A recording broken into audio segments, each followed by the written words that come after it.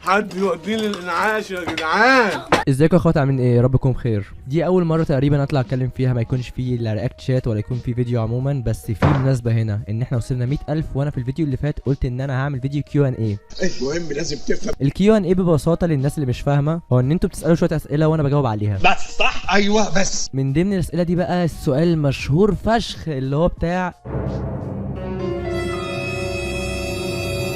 هو الفيديوهات دي حقيقيه ولا فيك؟ طب انت ازاي بتكلموا فيديو كول او صوت؟ كل الاسئله هجاوب عليها في الفيديو ده. اهدى وهتعرف كل حاجه. المهم يعني الفيديو غالبا هيكون طويل، فهات لك حاجه تشربها او حاجه تاكلها واعمل لايك الجامد والكومنت اللذيذ وتابعني على حساباتي على السوشيال ميديا، ويلا بينا نبدا الفيديو.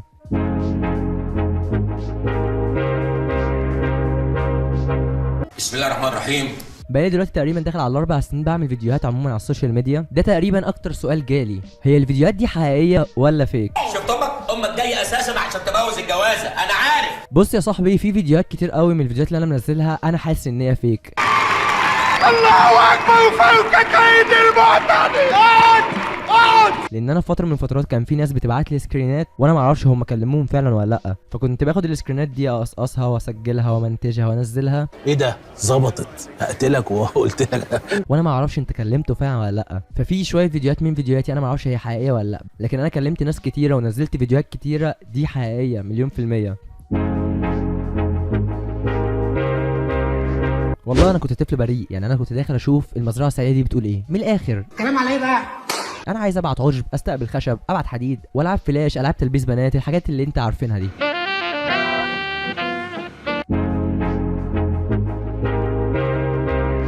والله يا باشا مش فاكر، ده كلام قديم. في فتره من الفترات كده ظهر لي بيج اسمها ايجيبت ساركازم سوسايتي تقريبا، عشان انا ما اقدرش اكدب عليك، انا راجل كوريكتو. البيج دي كانت بتنزل حاجات اسمها ستيك مان وكوميكس، فازاي الحاجات الجامده فشخ اللي انا بشوفها دي تتعمل يا جدعان؟ دي حاجه اسمها فوتوشوب. ايه بقى؟ ايه الفوتوشوب ده؟ اني فلاح انا مش فاهم اي حاجه ساعتها، فجيت انزل الفوتوشوب على الكمبيوتر بتاعي، فالكمبيوتر تقريبا شخر لي اللي هو يا اسطى انا اخر اشغل سوبر ماريو، بيبسي، كلو الحاجات دي. المهم يعني ربنا رزق ابويا وجاب جهاز جديد.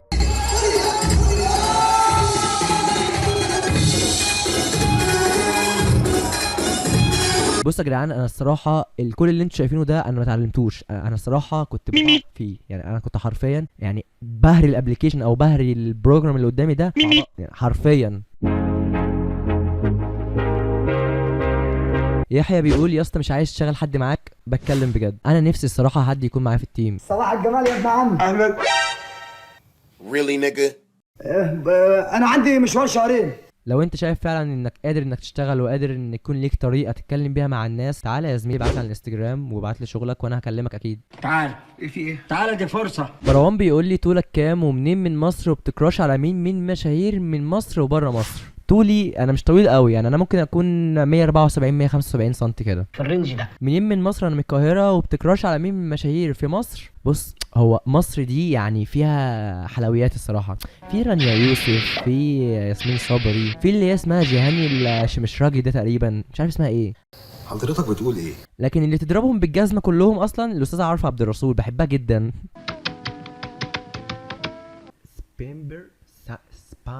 سمبار فقال لهم في واحد كده مش عارف اقرا الصراحه اسمه، بيقول سؤال يا كبير، فين محمد كرعه ومش ناوي تعمل حلقه عنه تاني غير اللي فاتوا؟ لا الصراحه مش ناوي اعمل حاجه عنه تاني، لانه من فتره اصلا كان عندي على الواتساب وانا وهو بنتكلم مع بعض، فاهمين؟ في سؤال بقى وقف قدامي والصراحه انا مش عارف اعدي منه. كريم بيقول لي بتنظم وقتك ازاي من فيديوهات لحاجه لا بجد، كريم بيقول لي بتنظم وقتك ازاي من فيديوهات لحياه لكلامك مع الناس. يا اسطى انا مش عارف انظم نومي، لكن لو مثلا سؤالك مثلا عايز تعرف انا بعمل ايه في يومي، مثلا بشتغل امتى، بسجل امتى وكده، فانا شغلي كله بالليل. يعني انا دلوقتي بسجل والساعه دلوقتي 7 الصبح وانا بسجل بقالي ساعه اهو 10 دقايق، يعني انا بادئ من الساعه 6. ساعات ببدا قبل كده كمان عشان بيبقى الدنيا هاديه، العيله نايمه وكده. بصحى من النوم لو قعدت مع اهلي شويه، عملت الحاجات اليوميه اللي انا بعملها، وبنزل مع اصحابي اتفرج على مطوشه وكده. دارك وسليب اسئلتهم شبه بعض قوي وانا هجاوب على السؤال ده ببساطه جدا. بيقول لي كل مره بشر من عالم موازي. يا عم مفيش انسان طبيعي شفته من اول ما تابعتك.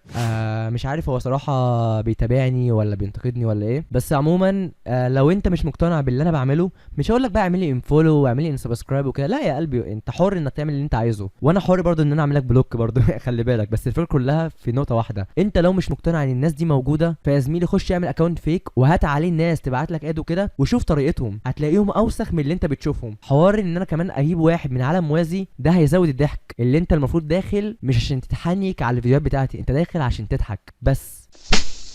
قول على مكتبي. معاملة اهلك ليك انك مشهور وكده ولا لا؟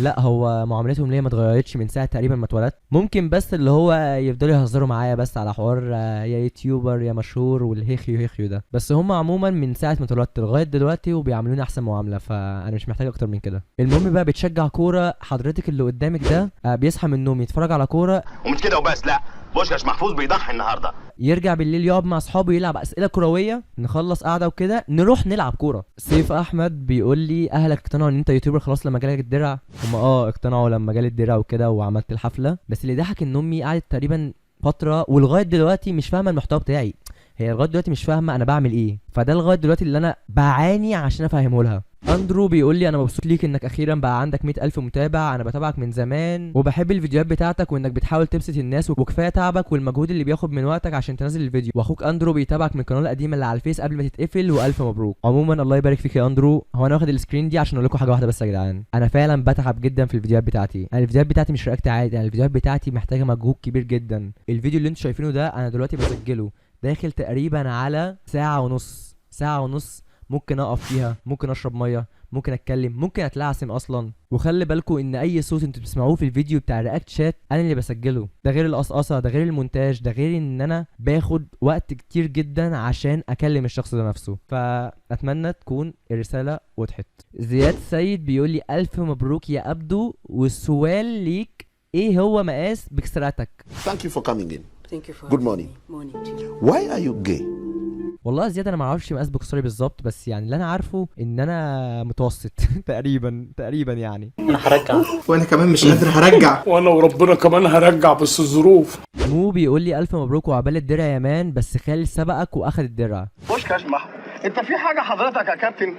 انت في حاجه عايزها مني؟ والله يا زميلي يعني خالد بسم الله ما شاء الله من اول ما وصل 100,000 اصلا وهو عمال يغيظ فيا، عشان كان بيقول لي لو وصلت 100,000 قبلك هيفضل يحفل عليا. بس يعني انا هوريك بس الفيديو، يعني مش هقول لك اكتر من كده. وخلاص قول يلا، خلاص قول يلا 99.9 احنا اتفقنا عليها. سوري عليه، اتفقنا اللي يوصل 100,000 الاول يبقى التاني سوري التاني ايه الراجل ده؟